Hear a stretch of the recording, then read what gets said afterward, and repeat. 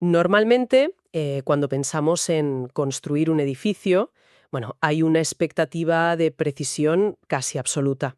Miras el plano arquitectónico, ves dónde va cada muro de carga y, o sea, el ingeniero simplemente señala el papel y dice que ahí está la base y que soportará X toneladas. Es pura matemática. Exacto, es binario. ¿Está nivelado o no lo está? Los cimientos aguantan o ceden. Y creo que nos da tranquilidad porque nos gusta que las cosas sean visibles, ¿no? Que se puedan meter fácilmente en una lista de verificación y que no dejen lugar a, bueno, a la interpretación. Claro. Pero en la seguridad laboral, ese plano milimétrico se vuelve un paisaje muchísimo más turbio. Ya no estamos mirando solo vigas de hormigón o cálculos de resistencia, sino personas, comportamientos, miedos y procesos organizacionales que, la verdad, cambian cada día.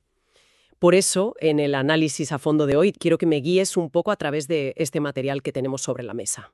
Perfecto, me parece una gran idea.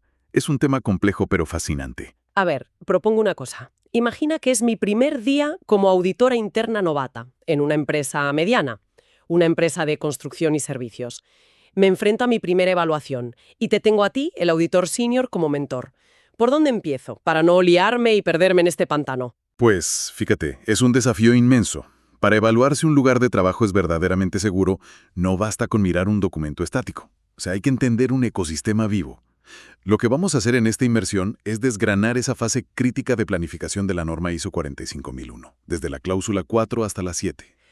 Que es donde suele estar el meollo de los exámenes de certificación, para quienes nos escuchan y estudian esto, ¿verdad? Totalmente. Y lo más importante, vamos a cruzar todo esto con la realidad de cómo se audita siguiendo la ISO 19011. Porque, a ver, la teoría lo aguanta todo, pero la práctica en la obra o en la oficina te exige una metodología implacable. Vale, pues para empezar a visualizar esto y ordenar un poco los conceptos de las fuentes. He estado pensando en el famoso ciclo de mejora continua, el PHVA: planificar, hacer, verificar y actuar. Lo veo, no sé, como hacer el trabajo de fin de grado en la universidad. Me gusta por dónde vas. A ver, desarrolla eso. Pues mira, planificar es elegir el tema de la tesis y ver qué recursos reales tienes en la biblioteca. Hacer es ponerte a redactar. Verificar es esa temida revisión con el tutor donde te dice todo lo que está mal. Y por último, actuar son las correcciones finales para poder aprobar de una vez por todas. ¿Tiene sentido? Lo has clavado, tal cual. Y siguiendo con esa lógica tuya del trabajo de fin de grado, si eliges mal el tema o no revisas bien la bibliografía que tienes disponible, toda la investigación se te cae a pedazos meses después. Pues en el mundo de las auditorías pasa exactamente lo mismo. O sea que la base de todo es la planificación. Eso es. La fase de planificación es donde se gana o se pierde la auditoría. Si un auditor o una empresa no planifican bien, cualquier control de seguridad que implementen después va a carecer de una base sólida. Estarán, bueno, poniendo tiritas en lugar de prevenir la herida. Ya, es como empezar la casa por el tejado. Entonces, adentrándonos en esa planificación pura y dura, según la cláusula 4, el primer paso es definir el contexto de la organización y el alcance. A ver, vamos a desempacar esto con una analogía muy de andar por casa. Venga, dispara. Para mí esto es como organizar una fiesta. El alcance es decidir a quién invito y qué habitaciones de mi casa están abiertas para la gente. Y el contexto es saber, por ejemplo, si va a llover, si tengo presupuesto para la comida o si los vecinos son de esos que te montan un Cristo y llaman a la policía a la primera de cambio. Es una forma muy gráfica y muy útil de simplificarlo, la verdad. La cláusula 4.1 y 4.2 nos dicen básicamente que no podemos auditar ni gestionar lo que no comprendemos. La empresa tiene que determinar sus cuestiones externas e internas. O sea, saber dónde se están metiendo. Claro.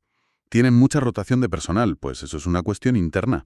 Hay una nueva ley sobre manipulación de amianto, cuestión externa. Y sobre los vecinos de tu fiesta, la norma los llama partes interesadas.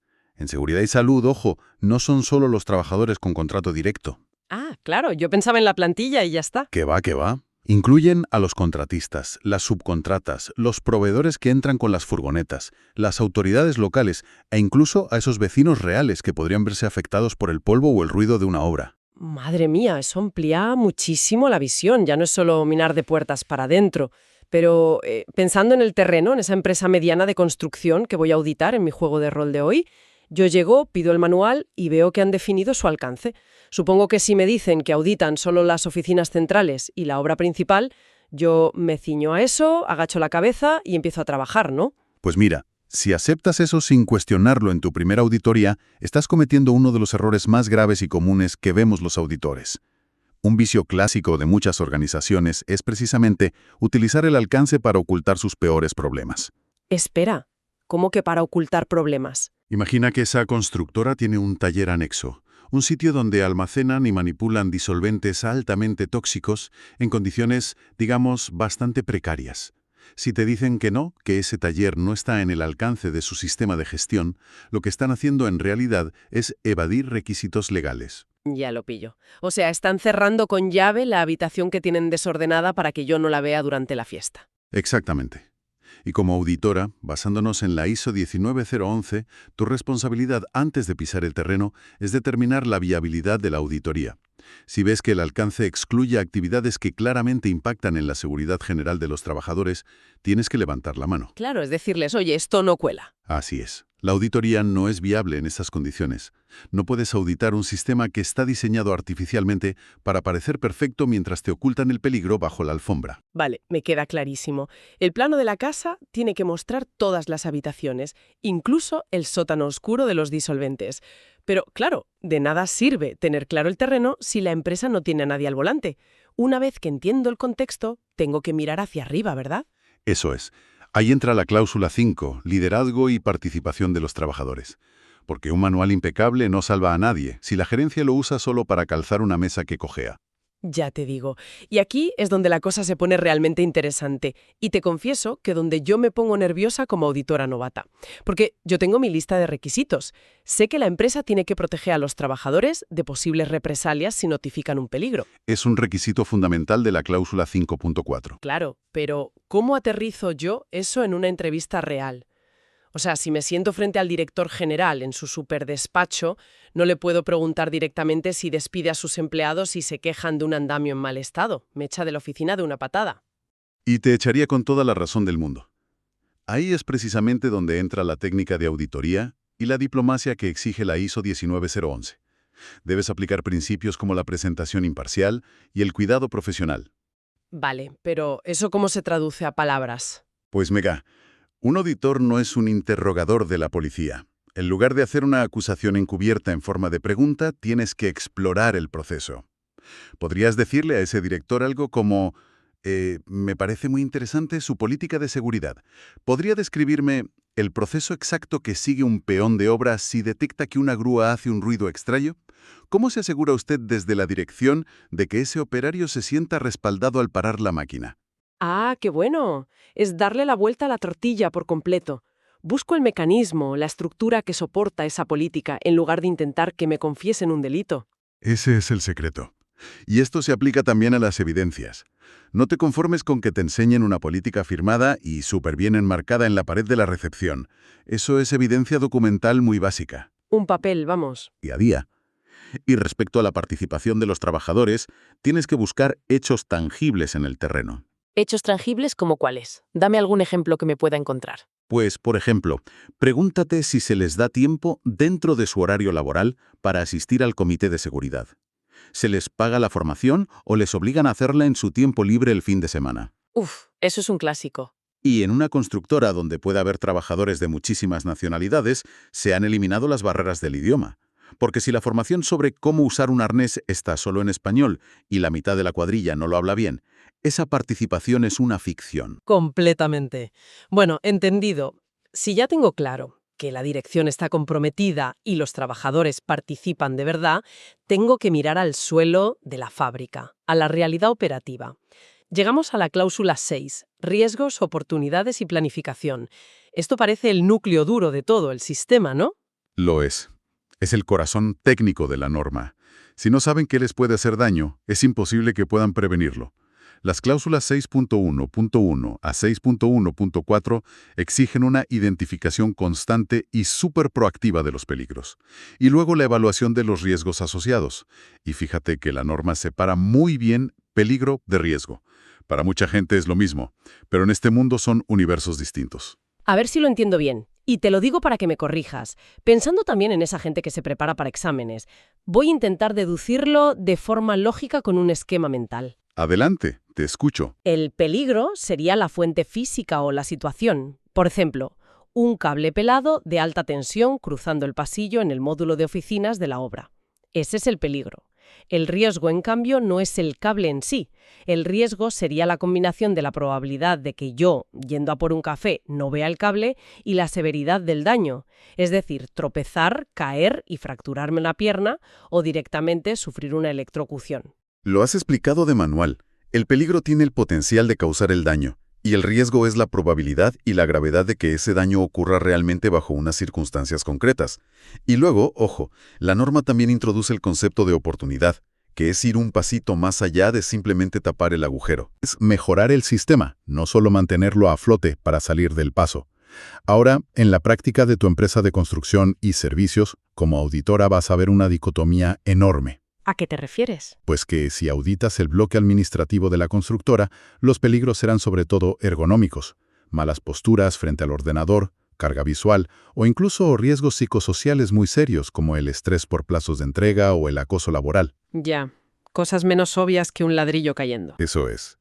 Pero a 50 metros de ahí, en la obra activa, los peligros son caídas en altura, atrapamientos por maquinaria pesada, exposición a polvo de sílice. Son dos mundos totalmente distintos que la empresa debe gestionar bajo el mismo paraguas en su fase de planificación. Y para evaluar cómo lo están gestionando, me imagino usando una especie de lista de chequeo mental de 3 pasos cuando revisó su matriz de riesgos. 1, 2, 3. Facilito. A ver esa lista. Paso 1. Han identificado todos estos peligros que me mencionas. Paso 2. Han evaluado el nivel de riesgo correctamente. Y paso 3. Tienen un plan de acción concreto y realista para controlarlos. Esa lista te va a servir de brújula, sin duda. Pero te aviso que en el paso 3 es donde los auditores novatos e incluso los más veteranos encontramos más fallos. Debes fijarte minuciosamente en cómo priorizan esos planes de acción. La ISO 45001 exige aplicar lo que se conoce como la jerarquía de controles. Me suena de la teoría. No vale cualquier solución, entonces. No, para nada. La empresa tiene que intentar siempre por este orden. Primero, eliminar el peligro, completamente. Si no se puede porque el trabajo lo requiere, hay que sustituirlo por algo menos peligroso. Si tampoco es posible, aplicar controles de ingeniería. Como poner barreras físicas o barandillas, ¿no? Justo. Y si eso falla, pasamos a los controles administrativos, como rotar al personal para que no estén expuestos tanto tiempo al ruido de una máquina. Vale, entiendo perfectamente el orden. Pero, ¿qué pasa con los cascos, los guantes, los arneses y todo el equipo de protección? Yo siempre pensé que eso era lo principal. Supongo que darles un buen EPI es la acción más directa y barata. Y ese es un mito peligrosísimo en la industria. El equipo de protección individual, el EPI, es siempre la última línea de defensa. Es el recurso final y absoluto. Eliminar el peligro de una caída montando una estructura a nivel del suelo es efectivo 100%. Pero darle un arnés a un trabajador a 10 metros de altura, bueno, eso depende de que el operario decida ponérselo. De que no le dé calor o le incomode. Claro.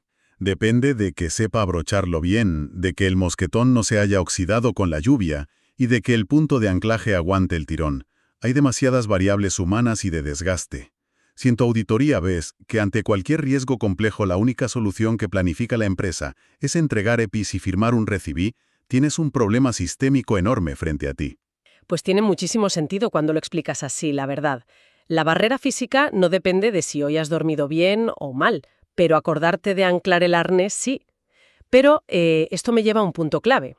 Todo este diseño perfecto de identificación y control de riesgos sobre el papel se derrumba como un castillo de naipes si la persona que maneja la máquina no sabe lo que hace, que es básicamente de lo que trata la cláusula 7. Eso es recursos, competencia, toma de conciencia e información documentada.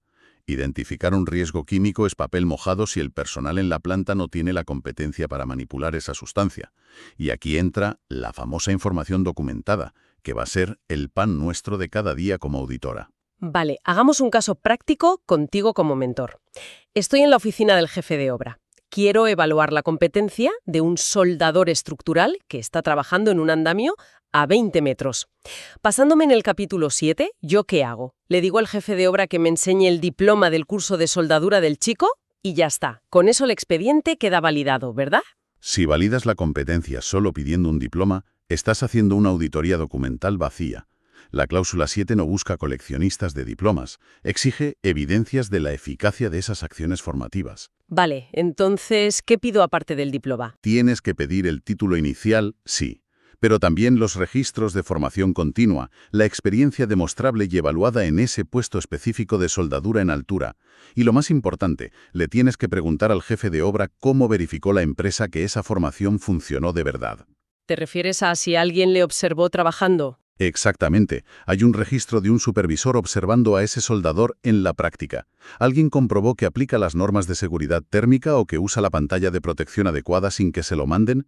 La verdadera evidencia de competencia es el comportamiento sostenido en el tiempo, no un papel de hace 5 años. Claro, es como aprobar el examen teórico de conducir frente a saber circular por una autopista lloviendo a cántaros. Son cosas muy distintas.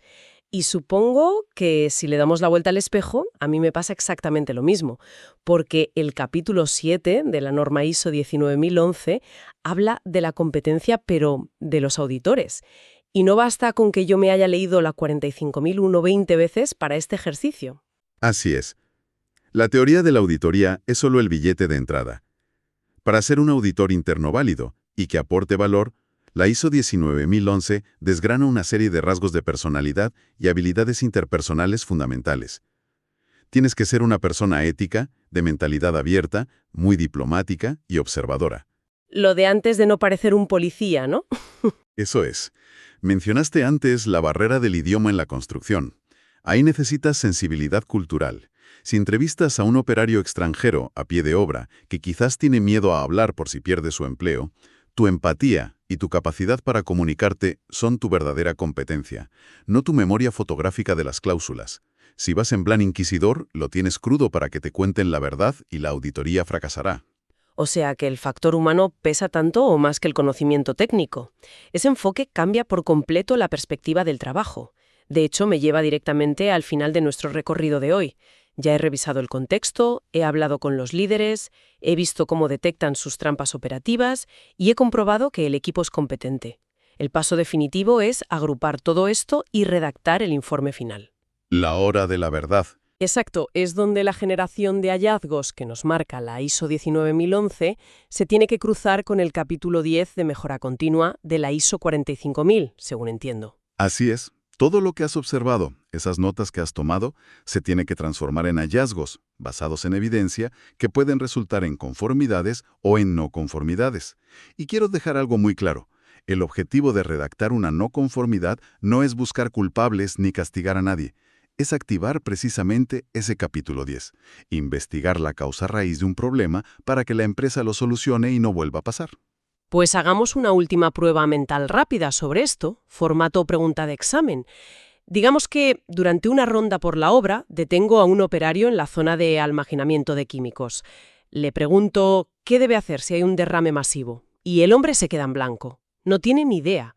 Claramente hay un fallo garrafal en la toma de conciencia de la cláusula 7.3. Un fallo muy grave, ¿sí? Vale, para conectar esto con la mejora continua sin que mi informe parezca una carta de despido para este trabajador. ¿Cómo lo redacto? Obviamente no puedo poner el operario es un incompetente y no sabe qué hacer. Si escribes eso, la reacción de la dirección será ponerse a la defensiva y es muy probable que el trabajador sufra represalias. La clave del reporte, el truco del almendruco de los auditores, es la neutralidad absoluta.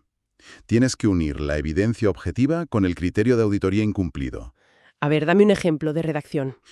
En tu informe deberías poner algo así como, durante las entrevistas en la zona de almacenamiento químico se constató que un operario no pudo describir el protocolo de evacuación ante derrames. Esto incumple los requisitos de la cláusula 7.3 respecto a la toma de conciencia sobre situaciones de emergencia. Sin nombres propios. Exacto. Al hacerlo así de clínico, obligas a la empresa a usar el capítulo 10 de mejora. Ahora no pueden echarle la culpa al pobre trabajador, tienen que mirar su propio sistema. El problema fue que el curso de emergencias era deficiente, o quizás hacía 5 años que no realizaban un simulacro.